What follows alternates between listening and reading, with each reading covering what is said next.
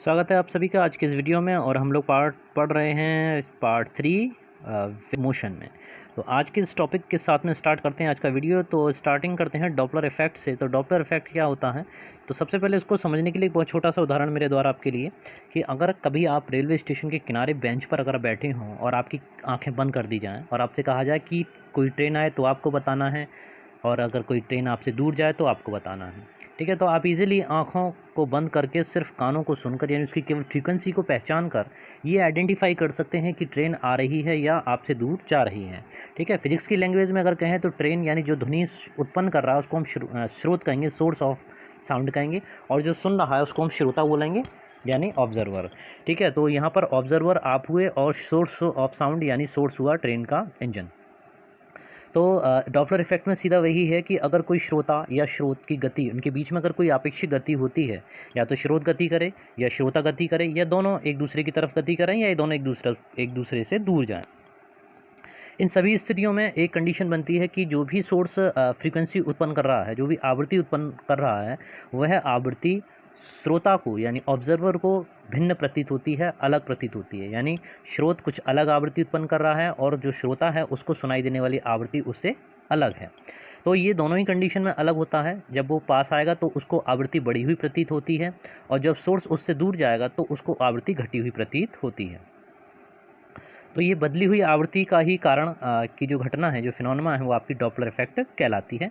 इसकी स्थितियां कौन सी होती हैं इसके बारे में आप पता करते हैं। तो जब भी आपेक्षिक गति स्रोत और श्रोता के बीच की दूरी घट रही हो तब आवृत्ति बढ़ी हुई प्रतीत होती है, और जब श्रोता आपेक्षिक गति से स्रोत तथा श्रोता के बीच की दूरी बढ़ रही हो तब आवृत्ति आपकी बढ़ी हुई घटती हुई प्रतीत होती है। मतलब दूरी बढ़ रही होगी तो घटी हुई लगेगी, दूरी घट रही होगी तो वो बढ़ी हुई प्रतीत होगी। ध्वनि तरंगों के लिए आवाज़ी आवृत्ति का जो सूत्र प्रयोग किया जाता है वो प्रेक्षक ध्वनि का वेग अपॉन स्रोत के सापेक्ष ध्वनि का वेग इनटू उसकी वास्तविक या रियल फ्रीक्वेंसी। बात करते हैं डॉपलर प्रभाव के कारण जब रेलगाड़ी का इंजन सीटी बजाते हुए श्रोता के निकट आता है तो उससे बड़ी तीखी और अधिक आवृत्ति की ध्वनि सुनाई देती है, और जैसे इंजन श्रोता को पार करके दूर जाने लगता है तो ध्वनि की आवृत्ति मोटी अथवा कम आवृत्ति की सुनाई पड़ने लगती है। बात करते हैं क्या ऐसा ध्वनि के साथ साथ प्रकाश में भी होता है। ठीक है, तो प्रकाश तरंगें भी डॉपलर इफेक्ट उत्पन्न करती हैं। ध्वनि में डॉपलर प्रभाव असिमेट्रिक होता है, जबकि प्रकाश में कहते हैं सिमेट्रिक होता है। ठीक है, और अब इस बात पर भी निर्भर करता है कि ध्वनि स्रोत मतलब ध्वनि की अगर बात करें तो ध्वनि में डॉपलर प्रभाव इस पर भी डिपेंड करता है कि ध्वनि स्रोत श्रोता की ओर आ रहा है या उससे दूर जा रहा है। इसके विपरीत अगर प्रकाश में अगर हम बात करते हैं तो प्रकाश में इस चीज़ के ऊपर डिपेंड नहीं करता, उसके आपेक्षिक वेग पर, ठीक है, निर्भर करता, इस बात पर निर्भर नहीं करता है कि स्रोत दर्शक के निकट आ रहा है या उससे दूर जा रहा है।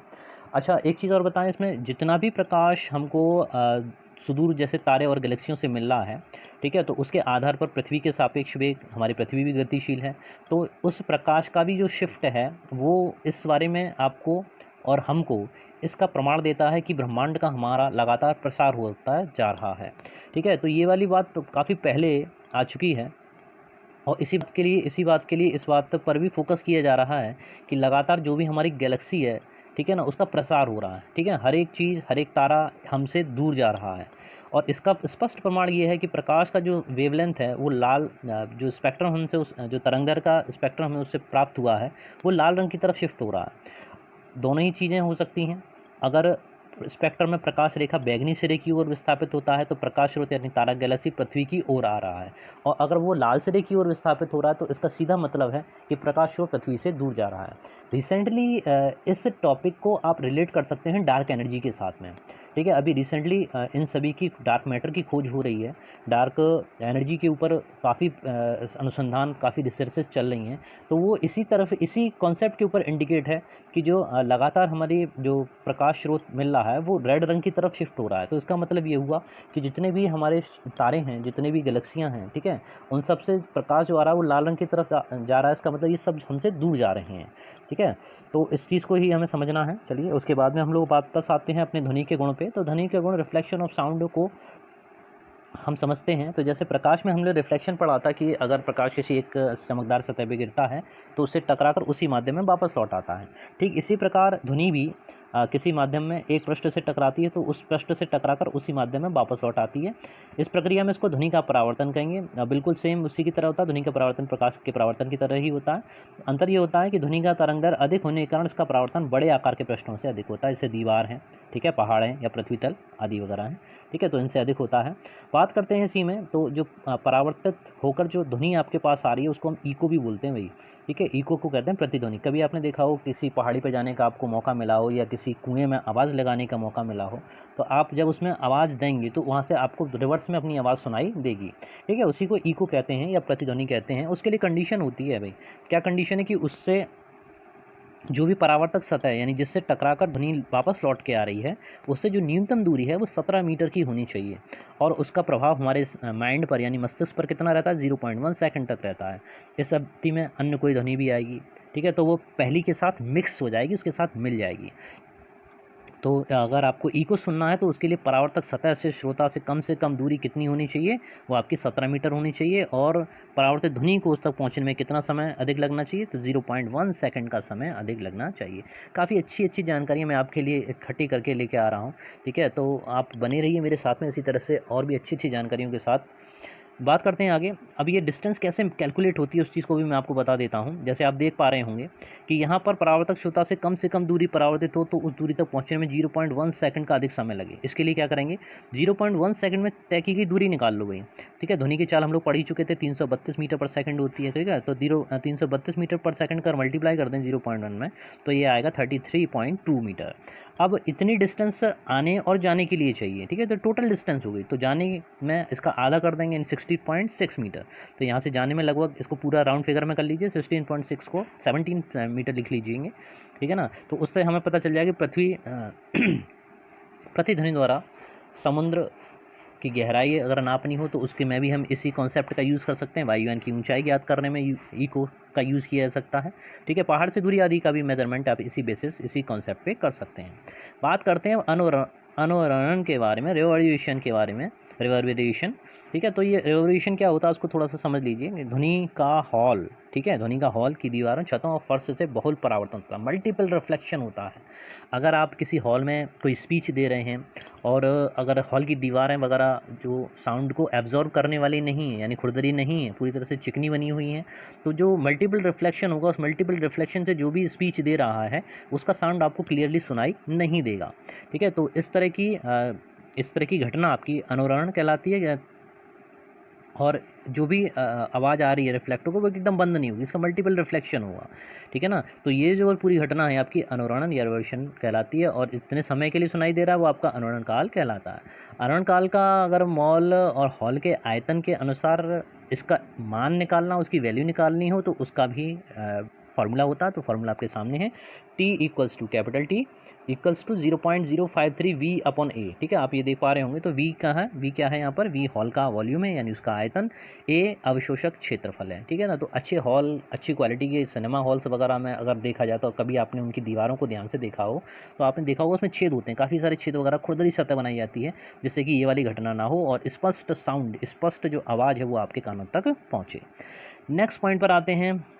तो बहुत ज़रूरी होगा कि अगर किसी व्याख्यान हॉल या सिनेमा हॉल में अनावश्यक अनुरण को रोकने के लिए हॉल की दीवारें खुरदरी बनाई जाती हैं या उन्हें किसी मोटे सरंध्र पर्दों से ढक दिया जाता है, ठीक है। इससे आपको साउंड जो है वो बिल्कुल स्पष्ट सुनाई देगा। और उसके फर्श पर भी सरफेस नीचे, ऐसा नहीं कि साइड की दीवारों से ही अनुरण होता हो, ठीक है। फर्श पर भी ऐसी उद्देश्य कालीन बिछा दी जाती है, तो बादलों का गर्जन भी अनुरण का भी एक उदाहरण होता है, मल्टीपल रिफ्लेक्शंस का होता है। अब बात करते हैं मैक नंबर और शॉक वेव्स के बारे में, ठीक है। तो मैक संख्या क्या होती है, तो मैक संख्या आपने सुना होगा किसी भी राफेल के बारे में या किसी भी फाइटर जेट प्लेन के बारे में, तो वहाँ पर मैक में उनकी स्पीड मैक में आकी जाती है, ठीक, इतने मैक, ठीक है। 4 मैक है या 5 मैक है, तो उससे क्या मतलब होता है उसको समझते हैं। तो किसी भी माध्यम में किसी पिंड की चाल, उसकी माध्यम में ताप और दाब की परिस्थितियों में ध्वनि की चाल के अनुपात को, ठीक है, उस माध्यम की मैक संख्या कहते हैं। तो मैक संख्या अगर किसी की निकालनी है तो पहले तो आप किसी माध्यम में उस पिंड का मतलब कोई भी फाइटर प्लेन है उसकी चाल लिखेंगे और उसको डिवाइड करेंगे 332 मीटर पर सेकंड से, जो उसी माध्यम में ध्वनि की चाल होती है। तो अगर 332 ही चाल उसकी है, 332 मीटर पर सेकंड से ही भाग लगाएंगे आप तो मिलेगा आपको 1, तो यानी मैक संख्या 1 हो गई, यानी उस फाइटर प्लेन की चाल ध्वनि की चाल की एक गुणक में है, 1 मल्टीपल है। अगर 2 आता है तो 2 मैक है, ठीक है ना, समझ में आ गया सभी के। 3 मैक है, 4 मैक है, ठीक है ना। तो इस तरीके से हम 5 मैक तक भी उसकी स्पीड को हम, स्पीड तो कितनी भी रखी जा सकती है, it is depend upon the engineers, ठीक है, जो भी इंजीनियर्स वगैरह हैं, ठीक है, जेट प्लेन की स्पीड को डिसाइड करते हैं। तो उसकी स्पीड काफ़ी चीज़ें, उसके फ्यूल टैंक वगैरह सब उस चीज़ को मेज़रमेंट करने के लिए देखा जाता है। खैर हम लोग वापस आते हैं मैक संख्या के ऊपर। तो मैक संख्या का मतलब हुआ कि ध्वनि की चाल के कितने गुना हैं, कितने टाइम्स हैं, ठीक है।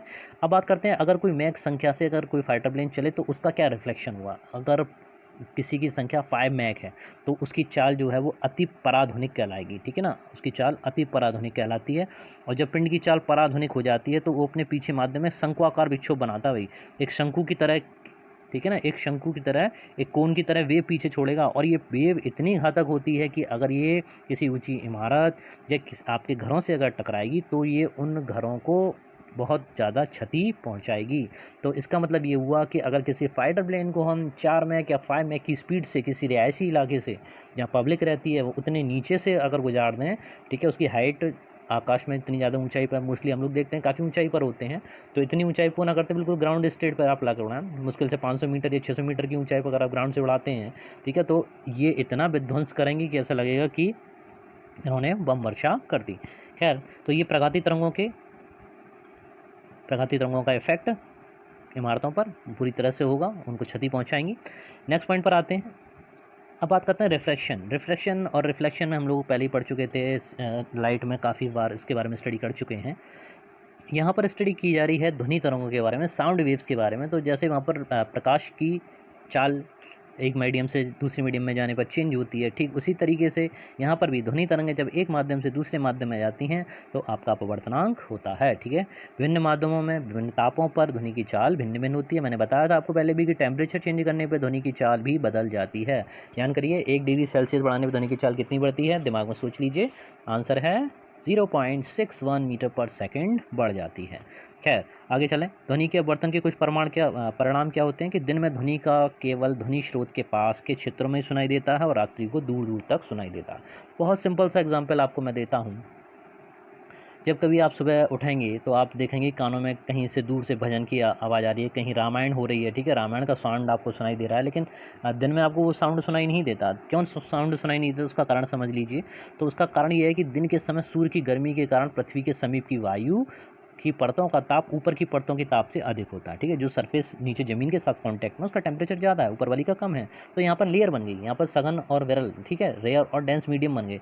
अब इन रेयर्स और रेयर मीडियम में जब ध्वनि की तरंगें जाएंगी तो वो आपकी रिफ्लेक्टेड होंगी, ठीक है, उनमें क्या होगा, अपवर्तन होगा। तो इस अपवर्तन के कारण क्या होता है कि जो ध्वनि की तरंगें हैं वो पी से ध्वनि स्रोत की तरफ ही झुक जाती हैं और पृथ्वी से दूर हटती हैं। और इसका असर ये होता है कि केवल जहाँ से सोर्स उत्पन्न किया रहा उसके आसपास ही ध्वनि सुनाई देती है। इसके विपरीत अगर रात में अगर देखें तो पृथ्वी की सतह दिन की अपेक्षा ठंडी हो जाती है, ठीक है ना। अब उसके उल्टे होने लगता है। अब परतों का घनत्व जैसे इसमें देखेंगे, अब इसके उल्टे चलते हैं और पृथ्वी से ही दूर हटती आती हैं और फलस्वरूप अब आसपास की जो वायु की परतें थीं ऊपर वाली परतों की अपेक्षा अधिक होता है, जिससे पृथ्वी की समीप की परतें सघन माध्यम वाली ध्वनि तरंगों से धीरे धीरे दूर हटती आती हैं और ये दूर तक अपनी पहुंच बनाने लगती हैं। यही कारण है रात्रि में, ये ठंडी वाले दिनों में ध्वनि दूर तक स्पष्ट सुनाई देती है। बात करते हैं फोर्स्ड वाइब्रेशंस के बारे में, प्रेरित दोलनों के बारे में। तो दोलन करते हुए आप समझ लीजिए कि आपने एक धागा लिया और उसके सिरे पर एक किसी वस्तु को बांधा, उसके एक सिरे को धागे से लटकाया, किसी दृढ़ आधार से लटका, उसको आपने एक तरफ खींचकर छोड़ दिया।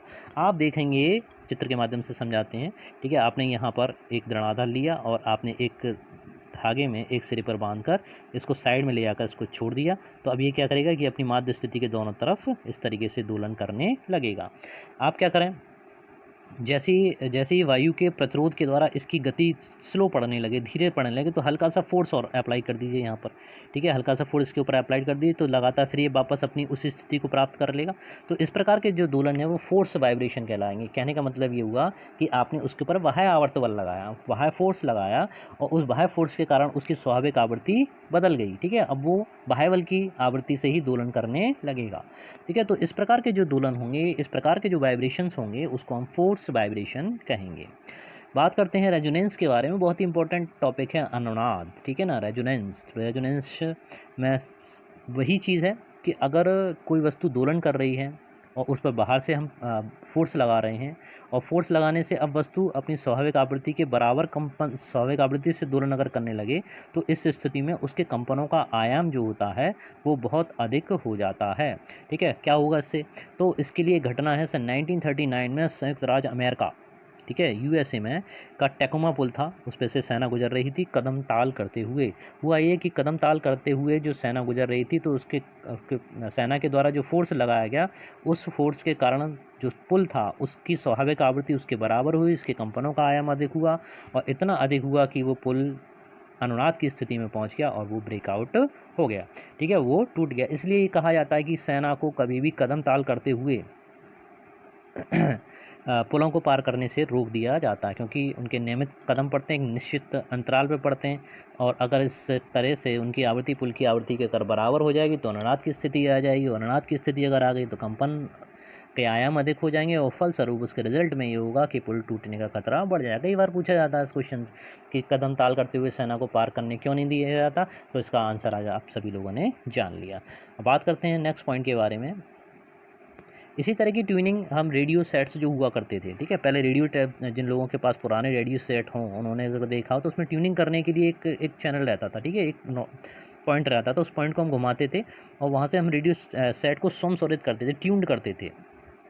तो उस ट्यूनिंग से यही होता था कि हम उस रेडियो की जो धारिता का मान चेंज करके, उसकी कैपेसिटी का मान चेंज करके उसको मिक्स करते थे जो साउंड जो आपके रेडियो स्टेशन से प्रसारित की जा रही हैं। ठीक है, जब वो दोनों समान आवृत्ति की हो जाती थी, समान फ्रीक्वेंसी की हो जाती थी, उस समय रेजोनेंस होने लगता था, और जो आवाज़ वहाँ से आपको सुनाई देती थी, जो प्रसारित की जाती वो स्वर आपको सुनाई देने लगते थे।